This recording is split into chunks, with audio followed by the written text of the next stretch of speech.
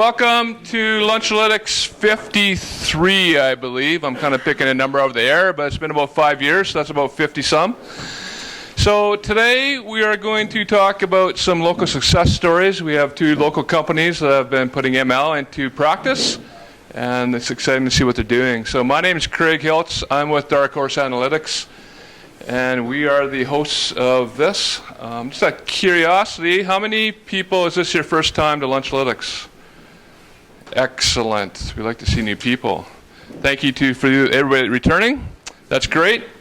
What else? I want to thank our sponsors. I don't have them up on the screen, but our sponsors this year, who basically buy you the lunch every week, is ATB. They've been a sponsor for a couple years. Alberta Blue Cross, the NATE Training Center. They do a lot of work in this area. And then, of course, Dark Horse, we're the hosts, we help sponsor, and we've been doing this for about 5 years. So, we're not live. You see the camera here? We used to live stream this, but it was too stressful and too many problems. So we just decided to record it, and then Olivia will process it, and she'll have it up on our website at lunchalytics.com. And I'll say 2 weeks to give her lots of time, not to pressure her or anything. So if you want to come back and share it with your friends, colleagues, you can see it there. All of our past years are up there as well. So I think the first up is, our first speaker is Eric Dressler. Eric is with AMA, Alberta Motor Association, and he's done some really cool work to try to help everybody in need, in peril, I guess. When you need him the most, he's there for you. So I'll give it to him, and we'll go from there. Yes. Can you guys hear me? Yep. No? That's good. Good. Okay, Thumbs up. we're That good. means good. Okay. Okay. Hi everyone. How you doing? Thanks, Craig, and thanks everyone for being here. It's a really good turnout. I've been to one of these before, and it was the same kind of turnout. I was sitting somewhere in the back there with a couple questions. So, as Craig mentioned, my name is Eric Dressler. I'm the Director of Analytics at AMA. I also have a startup called Machine.Healthcare, which is in the AI diagnostic space, which basically automates the process for MRIs, any type of image processing where you're trying to detect various cancers. So that's my side job, other than raising a couple of kids and being part of a family and all that good stuff. But today we're going to talk about AI and how we're using AI in AMA, believe it or not. We're a 100-year-old company almost, but we're starting to get a little bit more serious around how do we use AI, deep learning, analytics, and ingrain that in our operations and our business to improve membership satisfaction, to improve sales, insurance sales, to improve our registry process, etc. We also have a travel division, etc. So we're going to talk about Roadside today. Are we doing questions at the end, or are we? Yeah, let's do questions at the end. Okay. Okay. We'll do 5 answer questions at the end. Okay.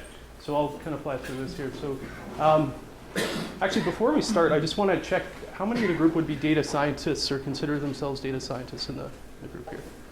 A couple. And then how many would be like data engineering? You consider yourself data engineering. And then how about maybe on the IT maybe? Would that be the balance?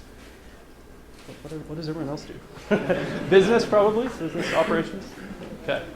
It's a good mix. So if you want to check on the AMA, here's a selfish plug. We're doing a little bit of hiring for data scientists, engineering, and data governance team. So, okay, so it's rare, at least at AMA, that the business will say, "I need a model for this." Usually you have to glean that information from the actual business units when they're talking about a business problem, and then you have to know that we would apply a propensity model to this, or we can automate this procedure using AI. That's usually how it goes. That said, it's still challenging to do that. So step one is identify the business problem, scope out the business requirements. That's key.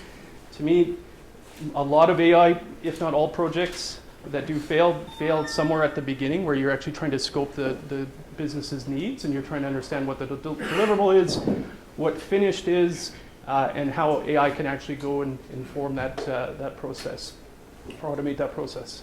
The next step we'll do is we'll assess and do a high-level incremental impact. So I'm going to talk about a machine learning technique that can look at incremental impact when you don't have a control group, when you're actually, let's say, doing a mass marketing comparison, or it's just an event that you don't actually have a control group. But you determine the high-level incremental impact. Then it's important to examine the business process. This is another critical point, I think, where analytics tends to fail, is actually going into the business and working with them and understanding what the true business process is. You can't really sit in an island, do machine learning, and expect that to actually be, number one, a good model, and number two, to integrate back into the operations. Okay, and then lastly, provide the actionable insights and then integrate the machine learning back into the business and operations. So that's at a high level. Maybe not super novel, but this is the process that we typically follow. So in terms of selecting a business problem, we want to select usually what's going to be the least amount of effort and drive the most amount of value. That's kind of the process that we typically would follow. You get quick wins, you gain traction, maybe you get more budget for more data scientists, and that's usually where we try to hone in our business problem and our first proof of concept and build from there. So with identifying the business problem, so how many are AMA members here, or their parents are? Yeah. It's pretty good. I always like to check because I know the percent, and if it's going down with a younger group, then I get a little worried. But yeah, about 30%. We have 1 million members in Alberta. Obviously, a much larger affiliate with CAA and a much larger affiliate with AAA. So if you go across any CAA club in Canada, or any AAA club in Canada, or AMA, usually the two issues with Roadside are the timeliness of service and the accuracy of the time estimate satisfaction. And this has been like this for 100 years, maybe 10. So we haven't really done anything about it, but we know that we're not bad, but we know that's super important for our members, and the satisfaction isn't as high in those areas. So that would be a good starting place if you're looking to build a process to automate a function, improve customer service, etc. That was kind of our starting point. This is a market research survey that we do after you have a roadside interaction, or any interaction really with AMA for that matter, and we ask about our service. So we use Medallia as our platform right now, if any of you guys have heard of that, but we go out and ask the members, how was our service? And that's what we get back. So the first question someone would ask me is, who cares if we have, well, they wouldn't ask me. Should we even take this up? Maybe not. They wouldn't ask who cares, but does it actually have an incremental impact to the business? Because our service levels aren't great, does that mean anything, and people won't renew, or they won't buy travel with us, or they won't register their vehicle with us, they won't get insurance with us? So the first thing we did was look at the high-level incremental impact. So this is that technique that I'll talk about in a sec here. When we look at timeliness of service, if you remember, those are the two attributes, and accuracy of the time estimate satisfaction, what we found is the renewal rate, so the members that renew each year of the million, drops 1.1 percentage points if our arrival time is greater than 1 hour. This is on average for the whole year. If it's greater than an hour, we're going to lose 1% or 1 percentage point of our members. So that's one thing, if we're too late. So this shows there's an impact. If you take 1 million members, that's 10%, or sorry, that's about 10,000 people. So that's obviously a massive amount, probably close to $1 million in revenue. So important for the business. Second thing is if we're off in terms of the accuracy of the time estimate. So if we're less than 2 hours early, or sort of strangely, if we're at our promised time of arrival or later, people get upset as well. And the interesting thing, and you might think, why, if they're at our PTA that we quote them at, if we show up on time, why would they leave us? And usually because we're generally not on time, and people get a little bit anxious when they're on the road waiting for the tow truck to come. So even if we're on time, people still aren't happy. So you have to be a little bit early, actually. And once you improve communications and marketing and things like that, and you inform members of when you're coming, I think that'll change a little bit, but that's the trend right now. So we're not early enough, or we're too early. No one likes us to quote and say we're going to be in there in 3 hours when we're actually only 30 minutes, because you would have gone and done something with your day. So those, we've basically proven that there is an impact. And now we want to look further into it.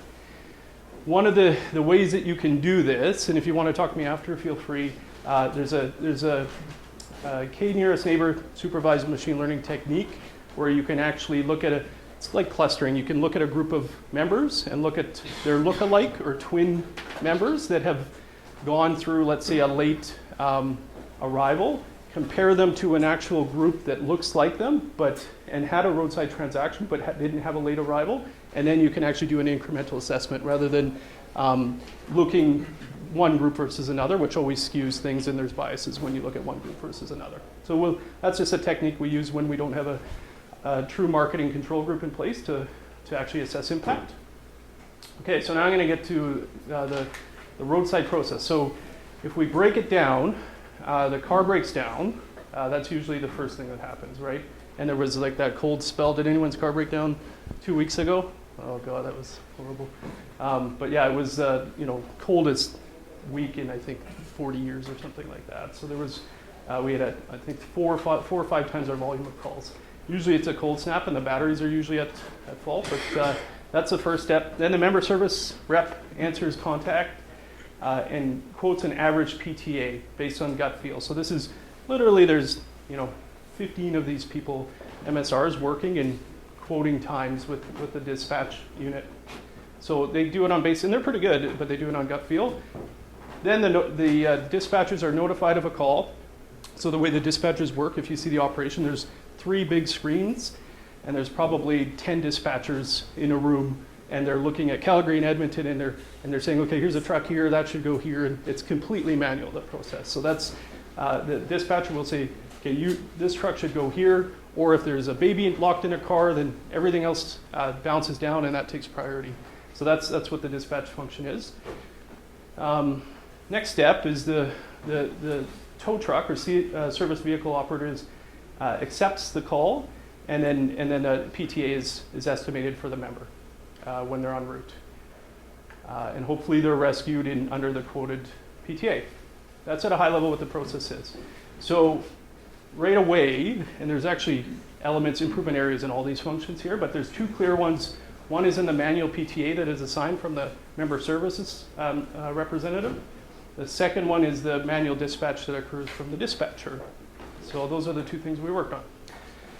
Okay, so first improvement area, build and integrate a model into the manual PTA estimate.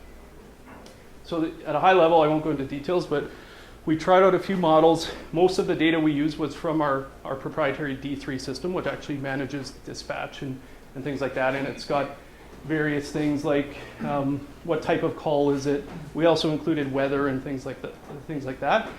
Ironically, weather wasn't that significant because call volume actually was highly correlated with weather, so you didn't actually need weather to come in real time as much as you might think, but that was the data. We used a number of features that we boiled it down to, and I think we tried 3 algorithms. One was ARIMA, one was this recurrent neural network model, this LSTM, and then the last one that worked the best is XGBoost Regressor. Then we actually find that model works very nicely. I don't know if anyone's ever used Data Robot, that platform, before, but if you notice a lot of their models, it basically is an ensemble platform of predictive modeling. A lot of the times XGBoost actually comes up as being the most predictive. So we weren't super surprised by that.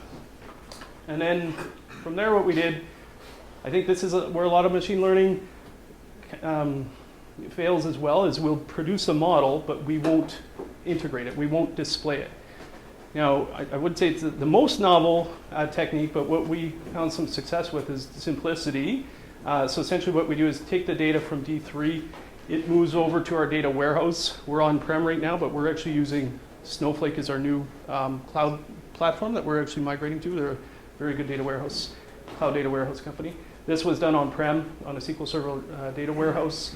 The model was developed using Python in actually Databricks, so that's where the model is hosted and deployed. And then basically the results of the model get pushed back into the data warehouse, and then that gets displayed in Power BI. So you can use whatever platform you would choose there, if it's Tableau, whatever BI service, but we find that a nice interface like that the business can visualize usually works pretty well, and it connects well to most data warehouses. So that's sort of the deployment. This is the output of what it looks like. So don't laugh, but it's a Bing map on the back end of that, mostly because it's free, up to like 50,000 hits. But that would be a real-time map that basically is updated every 10 to 15 minutes once the model is refreshed. The interesting part about this, where we find the most success, is around resource allocation and PTA. But so if you notice right now, generally, if you look within the cities, are about the same. Sometimes we see wide differences, like Northeast Calgary might have 75-minute wait times, and Northwest might be 50. So they can resource allocate accordingly and move trucks over to the Northwest. Or what has happened before sometimes is we actually see Calgary is 82 minutes for a tow truck, so it's battery, light service, and tow truck. 82 minutes is Calgary, and 57 is Edmonton. They actually could drive up a truck or two to Edmonton just to actually minimize some of those wait times in Edmonton. So resource allocation is big, and then back to the PTA thing, being on time and making sure our members are kept informed of where we are. Okay? So results. Results actually were really good. So this is over about a 6-month period. The ATA is the actual time of arrival, which actually happened. The gray dotted line is the dispatch PTA, and then the blue line is the model PTA. The original error estimate, or the original error actual, was 26%, or about 17 minutes for dispatch versus ATA, and then we improved that by 65%. So we were about 9%, a little bit high. So we're obviously, it's not perfect, but yeah, it's a much larger improvement than what we were doing with dispatch. Now, I want to go over one scenario. So that we found this kind of interesting to display this. We have a thing at AMA called EOP, which is Emergency Operating Procedures. We also call it Code Red. And that's if the volume of the calls go above 100% in a day, basically we would say, okay, we're not even quoting time anymore. It's going to be a day, or it's going to be 2 days. And that's where we can't handle the volume. So EOP would have been an example a couple of weeks ago with that cold snap, where basically we would have to call you back to let you know when we're going to show up. So there was this date in question, November 24th, 2018. It was in Calgary, and there was a snow front coming in, and people were worried that it was going to be a code red day. So I want to illustrate kind of what the logic was and how people would, if you're a dispatcher, how you would actually view this. So the actual ATA is the blue line. So I'll follow kind of sequentially here. The yellow is the dispatch ATA on that day, and then the blue is the modeled ATA, which was actually running in conjunction. And it's sort of interesting. I have a theory that maybe they were watching on the screen, the dispatcher, and they jumped over to the model, but I'll show you at the point where I thought maybe that happened. Okay, so going to work, there was snow. I remember this. There was snow on the ground, and the dispatcher probably thought that, okay, we got to overquote. They're quoting at 220 minutes. Our model is following basically the ATA in that time. So the model isn't worried, isn't anxious. It knows the volume isn't much higher, even though there's snow on the ground and it's windy. But the dispatchers are high by 120 minutes. So then dispatchers realize they've overstated. The yellow line drops down, and they reduce the PTA at about 11 a.m., but they're still an hour and a half late. Whereas you look at the model's following closely, and it almost is on point with the ATA by noon. Keep going. So the dispatch ATA is getting better, PTA is getting better, and it actually comes down at about 2 o'clock. And it's running almost simultaneously with the predicted ATA. Can anyone guess what happened at 4 o'clock?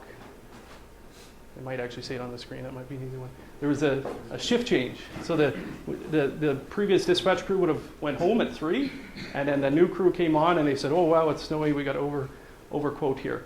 Then this is the interesting part that I thought is now it's actually following almost perfectly with the model PTA. So I think at that point they probably said, "Okay, let's not worry ourselves and maybe follow the model if that's actually been working." So yeah, that was that. And then part 2 of this improvement area, this is my last slide here. And some of you might be asking yourself, like, okay, that's great, you can show a PTA, but what about the actual dispatch function? So what we've done, just a prototype, we're actually looking at another company that does something like this, where we might not have to build it. Sometimes you don't always want to build things, sometimes you want to buy things. But essentially we put together a prototype of what an actual dispatch function would look like. And essentially taking those 20 dispatchers, and we would reallocate them to work on priority stuff. But we would say that what's the minimized amount of time, depending on the type of call that is received, which truck should actually go to that call. And it's not always intuitive, and it's not always geographical.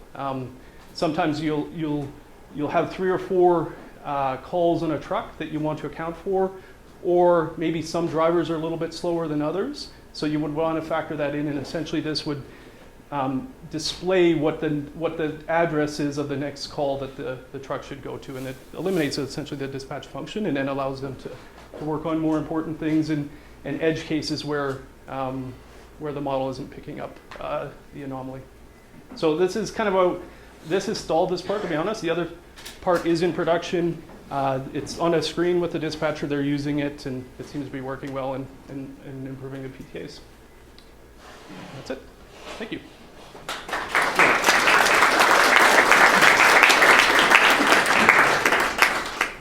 A couple questions, so if you raise your hand, I'll give you the mic. You can ask the question, and Eric will respond. Takers first. There we are. Eric, thanks for your presentation. I was curious. I know one of your drivers. He does both the tow truck and the battery. Okay. I know he's really one of his strong suits is customer service. Right. Is that part of the model? Because he tends to get feedback that he takes too long to do calls because he's too good at customer service. Right. So it's an interesting point, and to be honest, our drivers and how they handle these situations, and sometimes in very stressful conditions, that's the reason I think AMA is one of the most trusted brands, and people really gravitate to it. So that's always a fine balance. You bring up an interesting point, because we don't want to sacrifice on the customer service to minimize just wait times. So I think that would come down to, we wouldn't just look at PTA as the only metric of success. So we do ask about how the driver was. We ask about how the MSR was on the call. So when people actually fill out those surveys the day after, they do get that feedback. But yeah, I've heard stories of that where the challenge is people will be super fast, but they're not getting the ratings, the customer sat ratings that you otherwise want. So the answer is it's a bit of a balance, I think. Yeah, you might build into your model the triage of the situation. If people sound really stressed, maybe send this guy, prioritize him to go to that. Which, interestingly enough, so good point. We're testing out Alexa with our IT systems when people will call in, and the voice recognition, and it can pick up patterns of anxiety or what have you. And we can also tell by the call where actually the call is coming from. If it's the side of a road versus it's at home, that's a little bit different of a situation. But that's actually a good point. I'll bring that back. Yes. I'm behind the pillar here. I was just wondering, I never realized before that roadside assistance and AMA are maybe two kind of slightly different things. And I was wondering if for the customer service for AMA, are you doing this type of stuff too, or are you mostly looking at the roadside assistance type stuff? No, sorry if I didn't come across it. It's the same thing. It's in fact one and the same. I think so roadside assistance is a core part of AMA. What we're trying to get to is to be a company that isn't just about roadside assistance, because we have other service offerings, right? So we sell travel insurance, we sell car insurance, home insurance, we register your vehicle, we do all these things, and we have this omni-wheel strategy that we're working on to interconnect everything. But yeah, it wouldn't be a separate entity. Yeah, I guess why I ask is because I've always found the roadside assistance is like fantastic. I actually have noticed you guys always show up like 10 minutes early or whatever. But then your customer service on the other side, like registration and stuff, is not so great. And so I was like, maybe you're focusing on the roadside assistance quite a bit. Maybe. Well, it's a good point. It's a good point. And maybe we're too hard on ourselves. I think our challenge is when there's a significant event, like a couple of weeks ago, and people haven't used AMA for that entire year, maybe they've never had a call before, and we're 2 or 3 days late, right? And there's no human way you can actually be there on time.